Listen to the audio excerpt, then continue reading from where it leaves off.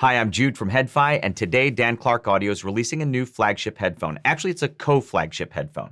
And we were fortunate enough to convince Dan Clark to visit us again at HeadFi HQ in Detroit to discuss it. And we're going to show you that discussion now, which will also be the official unveiling of the new Dan Clark Audio EXPANSE.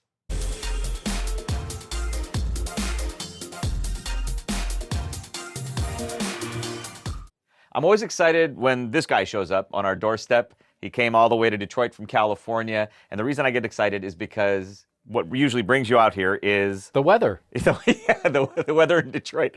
So which is like 101 degrees or something like that, heat index today. But anyways, you're usually here to talk about a new headphone, like an exciting new headphone. No exception, today is one of those days. So this is great news. Now, I will say, to give you a hint as to what it is, we've had a prototype for quite some time. And before it actually had a name, when I measured it, the prototype, I called it Stealth Open. But now it has a name. So I'm going to let you introduce the new headphone, which I'm very, very excited about. So this is EXPANSE, which is the open version of our Stealth headphone platform. It is built on pretty much the same hardware and technology as the Stealth is, except that it's been retuned based on the fact that it doesn't have a cup behind it. And it also is slightly thinner in profile, because without having to need the volume of a cup, we thought that cosmetically and aesthetically it looked a little nicer slimmed down. And then we've introduced this really unusual and interesting grill design to give it a sense of style and uniqueness in the industry, as well as the features that were introduced with Stealth for comfort and fit, like the one-size-fits-all headband and the collapsible gimbals for travel. Yeah, I do love those gimbals. We'll touch on that again, even though that's been out for a while. I think it's an important feature to mention, and we'll get back to some of the other things as well. But it is the open sibling. I didn't notice, by the way, that it was slimmer than the Stealth until you mention it now. But it's more, to me, it's a little bit more than just opening up the Stealth. So giving it a new name kind of made sense to me, because I think calling it Stealth Open, like I did in my notes, doesn't really tell you everything about the headphone, because it's a little different, actually. It's not exactly like a Stealth, but open back. There's more to it. So let's talk about that a little bit. Well, actually, before we go there, let's talk about AMTS. Sure. Because AMTS is such a key part of what makes this headphone and makes the Stealth what they are. We talked about it in the Stealth video that we did with Dan when the Stealth launched. So can you, I think we need to talk about it at least a little bit. Can you say what AMTS is again? So AMTS stands for Acoustic Metamaterial Tuning System. And it's this part that lives in the ear pad here. And what it does is functionally eliminates or gives us control over all of the standing waves and the frequency response in the high frequencies of the headphone. If you want to think about the way it works, consider your typical room where you have loudspeakers. And I think most people are familiar with the fact that if you have loudspeakers, or especially if there's a subwoofer in a room, you get standing waves in the room, and there will be places where you hear almost no bass, or certain notes are almost gone, and other places where it's just boomingly loud. And why does that happen? Well, sound is reflecting around in this closed volume of your room, and when it interferes constructively, you get peaks, and when it interferes destructively, you get dips. In a headphone, your room is this big, and so the wavelengths involved are very small, and that corresponds to high frequencies. And that's why if you look at the measurements of high frequencies on headphones, they characteristically are really sawtooth with a lot of peaks and dips that are very densely packed together. And what the AMTS does is it allows us to take the audio as it comes off. If this is the driver here, the sound comes off the driver, it goes through the AMTS, which operates like a waveguide and directs the wave at the orientation we want. And then when sound reflects back into the waveguide, it acts as a series of resonators that capture specific frequencies and absorb it, so there's no energy bouncing around within that volume that defines that room around your ear to create irregularities in the high frequency response. And as a result, the highs will sound more coherent and more complete. Cymbals will sound more metallic and have more of that tang sound than tss.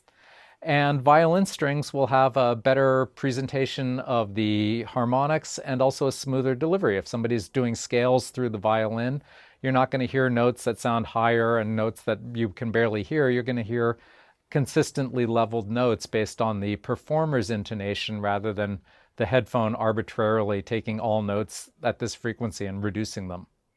It's kind of counterintuitive. We talked about this in the stealth video, in that it goes between you, the listener, Yes. and the driver. Yes. And I think for a lot of people that would seem almost counterintuitive, but I think you've just explained why that is. And I still remember talking to Axel Grell about this and asking him what he thought of this AMTS back when the Stealth launched. Axel Grell is the gentleman who used to work for Sennheiser, who engineered really most of their legendary headphones. And he was very, very impressed. I don't remember the exact quote. I think I said it in the Stealth video, but he was very, very impressed by what you did. I think you have patents pending on this. Correct? Yes. Mm-hmm. Now, the AMTS in EXPANSE is applied similarly, right? I mean, this is, yes. and you're using it to essentially control, shape, sculpt the treble performance primarily? Yes. Okay. Yeah, this particular design operates above 5 kilohertz. Gotcha. And it's not exact. I mean, the parts aren't interchangeable. I mean, each has its own unique AMTS implementation, correct? Or are the parts interchangeable? The parts are interchangeable, but the way they're tuned is not. So basically, because the physical size and geometry of the Stealth and EXPANSE are the same, we use the same part. But the way the AMTS system works is, as the sound comes through those waveguides and reflects back, some of them we terminate to make resonators that will filter sound at a specific frequency. And when we terminate them, we can change how wide or deep that filter is. And we also have multiple filters at each frequency that we can deploy, so we can tune how deep it goes as well. And with that, what happens is, because the closed cup has different standing waves that it creates and different stored energy in the high frequencies than it creates than the open back system, we will do some different termination of the cells. So it actually uses the same part, but the termination to set the filters is done a little bit differently based on the specific implementation. Okay, so I get what you're saying. So they fit. They would fit. Yeah, but if I took the Stealths and put them in the EXPANSE, it would sound different. It wouldn't work right. Okay, that's what I was trying to figure out. Yeah. So it is a unique implementation. To each headphone, you have to tune AMTS differently. Yes. Gotcha. So now let's talk about some other things about the EXPANSE that I noticed right away with the prototype. It's open back. Mm-hmm. Okay, but it's not. And it's, okay, I guess I should say this. It's open back, and it sounds as open as maybe any other open back. But it doesn't allow as much ambient in, and it doesn't leak as much sound out. So in that sense, it's not as open to the outside, and it doesn't leak to the outside, but yet it sounds as open as any open back. Yes. So I guess my question is, what's going on? Why is that? So our closed headphones sound more open than most closed headphones, and our open headphones sound more closed than most open headphones in some ways. Okay, I think I followed that. The reason for that is our drivers are just done differently. We literally have a different way of designing our planar driver than everyone else in the industry. And one of the side effects of that is that with an open headphone, it will give a greater degree of isolation from ambient noise, and reciprocally, therefore, it will also leak less noise into the ambient environment than most open headphones. Yet, because it is in fact an open headphone, it delivers the soundstage advantages and that kind of easy openness of open headphones. So you kind of get a little bit of the best of both worlds. And that goes reciprocally back to the Stealth, which is a closed design. It sounds more open than most for the exact same technology reasons within our driver. Yeah, okay, so as well as the use of the AMTS. I think I followed what you said when you were saying, but I think what you, at least as I interpret it, to me the Stealth is clearly a closed back headphone, but it's more open sounding than even a lot of other open back headphones. It's certainly more open sounding than just about any closed back headphone. We're talking about Stealth now. Yes. There are a couple of closed back headphones that image really wide, but as far as just the sense of an open back headphone, I would say For closed backs, at least top of mind, I can't think of anything right now. But with the open back Expanse, again, when you're listening to it, it is clearly even more, the soundstage is even more wide, Yeah. more airy, which, you know, you'd hope, because it's an open back version. It'd be weird if it was open back and more close sounding. But it is more wide and airy than even the Stealth. And so let me talk about another open back headphone that I really, really like, which is the Sennheiser HD800S. Also, 800 HD800S, everybody talks about what is one of the key defining traits? Very open sounding, wide sound stage. Now, I will say this, as much as I like that trait about it, there are times, and I've said this on the forums, it's a bit too diffuse at times, maybe depending on recording or circumstance. With the Expanse, I don't get that. So it seems to, I would say, I didn't really do that much of a direct comparison between production and HD800S, but I would say, preliminarily, I would say it seems to image competitively in terms of width with something like an HD800S. But I don't get that sense of that it's diffuse. So one of the things that I'm wondering is that maybe because, which I guess we can get to now, the bass? Is that maybe why? Is that an illusion thing? Is that what makes it sound less diffuse than something like an HD800S? So this is one of those areas that's a complex topic, and I don't want to monologue on it, Sure. but the simple answer is yes, the bass has an effect on soundstage, because what happens is, especially bass above 300, or the lower mid-range, like 300 to 400 hertz, if you've got excess energy in there, it creates a sense of mud that will mask the soundstage and make things feel more closed in. So if it's really critical when you're working with the bass response and you're trying to optimize your bass, if you're trying to have a powerful and compelling bass experience that also is smooth and realistic, you have to really be careful where you cut that off so that you're not clobbering the soundstage. And a ton of work went into that in this headphone. We were really, really, really careful, because when you do it right, what happens is you get the benefit of that huge soundstage, but now the objects within the soundstage aren't points in space, they're volumes in space. And I get why people like the point in space thing. I'm not saying that that's bad, but to me, that's not realistic. When I go listen to an orchestra, it's not points in space, it's a massing of objects that each have their own volume within that space. And to me, the Expanse's tuning helps render that more accurately. And it really gives a sense of the physicality of the instruments. If you hear a drum, a kick drum, you get the feeling it's a big instrument. You don't get the feeling that it's just like a simulation in space of the kick drum. It's there. And that's what I was really aiming for in this headphone, was to give that sense of liveness. Whether you're listening to acoustic music or electronica, it should sound like that great live experience that you had at that event where you thought, boy, that sounds just perfect. Yeah. And that's what I was really striving for. I thought I'd take a quick moment at this point in the interview to say something. One of the very uncommon characteristics with the Dan Clark Audio Expanse that I'm not sure was emphasized enough in our talk with Dan is how unusual the Expanse's bass response is for an open-back planar magnetic headphone. It's not unusual for a closed-back headphone of any type to show a rise in bass coming down from the mid-range. But off the top of my head, I can't think of another open-back planar headphone that shows this sculpted lift from the mids to the bass the way the Expanse does it. I'll talk about what this means to me in terms of how the Expanse sounds after this interview with Dan is over, but I really wanted to bring some attention to this very unique quality of the Expanse.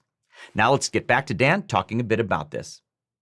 The biggest differential will be between about 100 and 250 hertz. And is that where that's mostly happening? Yeah. Okay. I've talked at some length in different forums about the Harman Curve and what I like about it, and where I think it maybe kind of misses the mark for me. And the biggest area where I don't think it quite got it right is it is based on averages of people's responses to a certain set of test criteria. And yet when I listen to things like bass scales on it, when I've got Stealth, which follows that curve very closely through the bass, it feels like the upper bass is slightly recessed.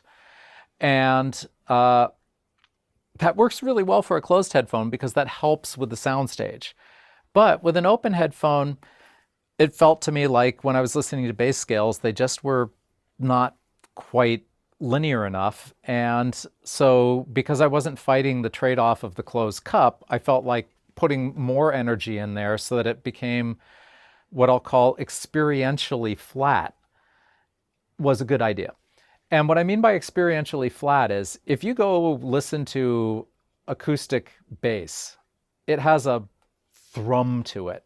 A kick drum has a pulse to it where you feel it in your chest. Headphones, you miss that. And that region from 100 to 250 hertz will do that. And by putting that extra energy in here, I really feel like drums are more dynamic and bass lines are a little more complete. Again, you know, if you're a hardcore Harman follower, you may say, well, that doesn't follow the curve, therefore it's wrong. But, you know, you have to understand that the curve was based on a statistical analysis of lots of people's interpretation of a test condition with limited parameters that they can control. Yeah, well, there's a reason that it has a certain shape, right? I mean, part of it is the design of the test. That's right. And so what I'm doing here is something where I feel like this is actually acoustically and experientially more accurate, you know, as I perceive it. And the feedback that I've had from the testing community that's been involved in the design of this has been consistent that we got that right. Right, yeah. I just gave a talk at CanJam Chicago about measurements, how we use target curves. Anyways, neither here nor there, but you're touching on some of what I talked about. Yeah, target curves should be Pirate's code. You know, they're more of a guideline. And you have to understand, you know, why you would want to vary from that. A great example is age. The target curve assumes a response based on average respondents, but you know, if you're 60 or 70 years old, you will have lost some high frequencies that a standardized curve won't represent your needs because your hearing acuity isn't representative of that model. And so it's important that people understand that, you know, things that don't necessarily conform to that curve are not in error. Yeah. If you have a design basis for making a change, you may have a perceptual one like mine where I felt like the bass is not right as a bass player. I really did feel like I've come up with a formula now, a tuning where from the lowest to the highest notes in the bass, it feels like it's more uniform to me. And similarly, for somebody who's got high frequency hearing issues, you may want to just gravitate toward a brighter headphone. It doesn't mean it's wrong. It just means that you have to understand the target. Yeah, you know, I mean, you're talking about a lot of the things I discussed in like a recent talk. We could go on for hours about this, and man, maybe we should someday. But no, I agree with you on everything you just said. Great guideline, great. You know, it's a nice reference. If I had no other target to work with and I was making a headphone, why not start there? And it gave the industry something to shoot toward that, you know, especially in the mid-range. My favorite part of the Harman is the mid-range. Right. You know, it really does some great things there. And before that came out, it was just all over the place where people were going with it. Because we didn't have a, you know, you might have a house curve or somebody with a good ear, but you didn't have a way to say, yeah, this is pretty much going to be perceived by most people as being neutral in the mid-range. Right, but I agree with you though. I have a problem with, you know, where when you start doing difference calculations and the degree to which there's a difference is the degree to which something is wrong or an error.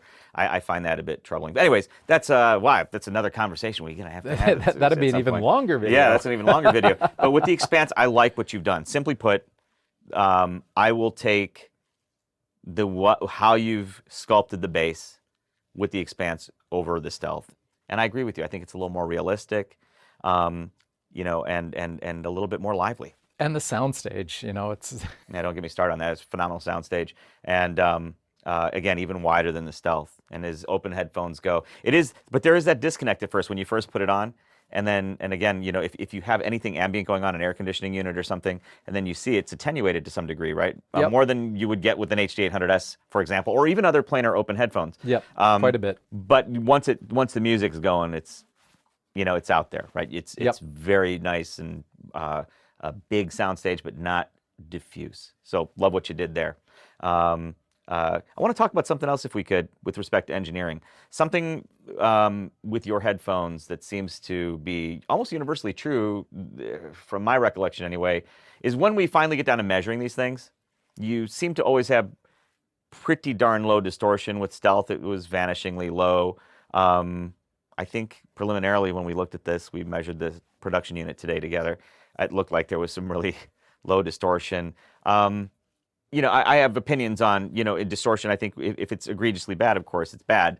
But as a mark of engineering prowess, and maybe it is part of why it sounds the way it sounds, talk to me about your view on it. Clearly, a lot of effort's gone. I don't think it's a coincidence that you just have really low distortion with something like the Stealth, with something like the Expanse. So let's talk about it since we do measure it here. Sure. At the end of the day, a headphone's job is to reproduce a signal. It's not to create something. Sure. And to the extent that your headphone is adding something to the recording, or your downstream electronics are adding something to recording, you're actually detracting from the intent of the artist or the producer. A simple example of this is one that I talk about in the CanJam presentations I've given on understanding measurements, and that's that what a lot of people don't understand is, first off, what distortion actually sounds like. I think most people think of distortion as the sound you get when you turn your amplifier up too much, and what should be coming out as a sine wave ends up coming out more like a square wave. And that type of hard clipping creates huge high frequency spectrum content, which in your loudspeakers will burn out your tweeters because you're putting way too much more energy through them than they were ever designed to handle.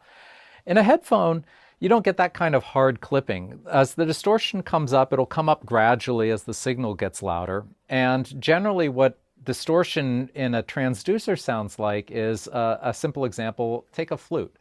A flute is when you play any instrument, you have a harmonic that's the fundamental frequency of your note. It'll be the frequency that determines your note. At multiples of that frequency, 2 times, 3 times, 4 times, you'll get harmonics, and it's the relative ratio of those different harmonics that create the tone of the note as it sustains and decays. Now, when you add harmonic distortion to it, if you think about it, you're not adding to the fundamental, you're adding to these other components that determine what the sound off that string or wind instrument is like. And you now, in the case of a flute, for example, if I blow harder, I'll increase the content of those harmonics. Well, adding distortion effectively is making it sound like somebody's playing that flute a little harder. Another example of distortion would be a voice where you sound like there's gravel or grain in the voice. And if you listen to natural unamplified voices versus what we typically get in loudspeakers or headphones, you'll notice that the reproduced voices often sound a lot breathier. And that's a form of distortion that can either be from harmonic distortion or frequency response distortion, which can also throw off that tonal balance. So either way, you want to minimize all of that stuff, so what's coming through is really more of the artist's intent and the music as it was. The paradox of that is that some people will listen to that and they'd say, oh, it feels like something is missing, and it's just because I think sometimes we're also used to distortion because it's in, the louder the system, your home speakers have more distortion than headphones do. PA systems at concerts have more distortion than home systems do. And so I think we're all acclimated to an extent to distortion. And when you take it away, it's different. Yeah, I think, in the space we're in, which is premium headphones, that we talk about on HeadFi, the things that we look at CanJam, which is kind of the living embodiment of what we talk about at HeadFi. We're used to headphones that have low distortion, but even by almost any measure, certainly on average, your headphones seem to have a lot less than most. And so I would guess that from what you're saying, this is clearly a deliberate choice. Yep. Clearly you're shooting for the lowest distortion possible. It's a design goal. So I want to, before we go, we have to talk about the design. So it kind of looks like a Stealth at first blush, but then you get up close to it, you see it clearly not a Stealth. It is open back. When I say open back, I think a lot of people expect to see a grill, a screen, or something like that. But you definitely went unusual here, and it's in a good way. I really like what I'm seeing, but I don't know what I'm seeing. So please explain to us what you've chosen to do in lieu of a standard grill. Sure. Well, fundamentally, we're interested in a concept called generative design. And generative design is a practice of looking at organic structures, could be a bone or a feather wing or how scales are laid out. And keying off the way nature has used evolution to optimize the structure of those elements so that at the macro or even at the very microscopic level, there are design cues that can give you ideas about how to make something stronger, more volume and space efficient. For example, dinosaur legs, the way the bones are structured, they had a lot of trouble figuring out how it was possible for those bones to hold the weight that they were holding, because if they had been built like human bones, they would have exploded from the weight. And so generative design cues off of some of the things like, well, how were the substructures within the bone actually done to reinforce and create the strength, as an example. So generative design helped us come up with the shapes for this, for the gimbal, and helped us reduce the volume and weight of the material used. But also generative design was used to create this grill mesh. And essentially this is a mathematical function which overlays a couple of different functions to create this really interesting, very organic textured look to the grill. And it's quite distinctive. There's nothing like it that I've seen before. It's also really brutally complicated to pull off, because the mathematical functions aren't always necessarily perfect, and when they aren't, you end up with a lot of work to get the geometry to actually do what you expected. So that was a very complicated project, not quick and easy. It took about 6 months to get that grill right. Yeah, I believe it, and it looks cool with the blue coming through. Yeah. There's a little soft cue of a midnight blue behind it. And then also with the Expanse, we cued the design for the headband to cue off of the blues instead of the red tones that were used in Stealth. Yeah, no, I love its appearance. I think it looks fantastic, and I do love that grill. I don't think I've ever seen one exactly like that. Oh, this is a fingerprint. Nobody could reproduce this grill without us knowing that it was a copy or an attempted simulation, because the math creates certain artifacts that we can look at that you just would never get any other way. I believe it. So I also wanted to point out what you did with the gimbal. Mm-hmm. I think that's such a nice feature, because it does, number one, they've been durable. I abuse the heck out of my headphones. And I've abused the heck out of the headphones, the Dan Clark headphones that we have that have the gimbal. And it hasn't broken. A lot of single side yoke designs, gimbals, strike me as fragile. Yours just haven't been. I abuse my gear so much, I would never recommend buying used gear from me. But that has always held up. So I think that was worth pointing out as well.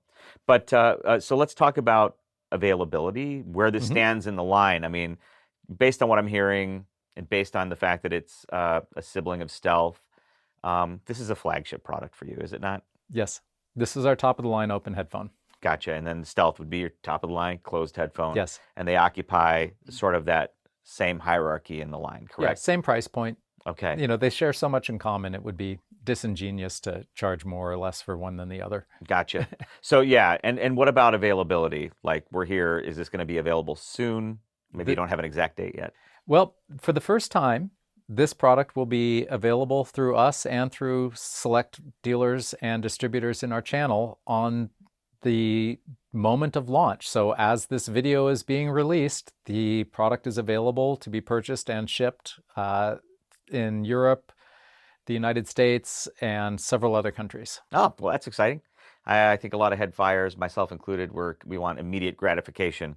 Place the order, get it as soon as possible. Yeah, we're still a small company, but we've gotten a lot bigger. And last year we had really solid growth, and one of the things that allowed us to do is to build inventory in advance of a launch now, which is not something we really had the luxury to do when we were smaller. Well, congratulations on growing. Congratulations on the new Expanse. I think it's a fantastic headphone. I prefer it to the Stealth, and I like the fact that it doesn't leak a lot of sound, because I love the impact. But I also have a small home, so it doesn't seem to bother anybody when I listen at the normal level, listening levels I listen at. So I'm very, very excited about this headphone. It is, I would say this is your best sounding headphone that I've heard so far. Yeah, I'm glad you like it so much. And that's saying something. So congratulations on that, on growing. And again, I just want to thank you for taking the time to come out to Detroit from San Diego. That's a big trip, and we always appreciate the visit. Enjoy the outdoor sauna and steam bath. It's like the heat index is like 101 degrees here today. It's like a sauna outside. But thanks for coming out all the way from San Diego to Detroit. We My really pleasure. Appreciate it. Always fun, and it's usually, again, about something exciting. Case in point. Thanks, Jude. As I mentioned in my discussion with Dan, when the nameless prototype first arrived, I called it the Stealth Openback in my listening notes and my measurement notes. I mean, it physically looked a lot like the Stealth, and I knew it also incorporated AMTS into its design. But simply calling the now named EXPANSE an Openback Stealth definitely does not tell this headphone's entire story about what it is, about what it sounds like. Again, as an open-back planar magnetic headphone, the EXPANSE has a peculiar but favorable quality, a very important characteristic that's very unique to it, with very deliberate choices made to its tuning, especially, again, where the bass is concerned. In my experience, overwhelmingly most of the premium open-back planar magnetic headphones I can think of have very flat bass from the mids on down. Very few open-back headphones of any type that I can recall off the top of my head have a clear, distinct shaped rise through the bass that extends to the sub-bass without fall-off. The EXPANSE definitely does. Heck, it's extended without roll-off, not just down to 20 Hz, but down to 10 Hz where we begin our sweeps. What does this mean then? Well, it means you have a very unique headphone. Effortless open-back planar sound, wide sounding and precise open-back sound staging, but with a tangible fleshy solidity down low. I'm not shy about EQing at all. I EQ a lot of the time. But this is one open-back headphone that I haven't yet felt the need to EQ any bass into at all. By the way, I still don't understand why we don't discuss EQ as a community more, but that's another topic that maybe we can discuss another time. Now, some of you are probably thinking, but I've heard bassy open-back planars before, and I have too, of course, but I don't know that I've ever heard one with both the prominent upper mids in addition to that bass lift I was talking about. I think some people forget or fail to realize altogether that when examining a headphone's frequency response to try to understand its sound signature, it's all relative. For example, you can tune a fuller sounding headphone by having more subdued upper mids. By the way, the upper mids is an area I'll often take down a smidgen or two with a lot of headphones and earphones with EQ. Again, it's all relative. I'll get back to this with a comparison shortly. So the EXPANSE is not just an open-back stealth. To me, it's more different than just that. First of all, it no doubt images wider and more precisely. It is open-back. As Dan mentioned in the interview, and I agree with him on this, the EXPANSE images wide but without being overly diffuse. The sonic image objects have excellent substance within the soundstage.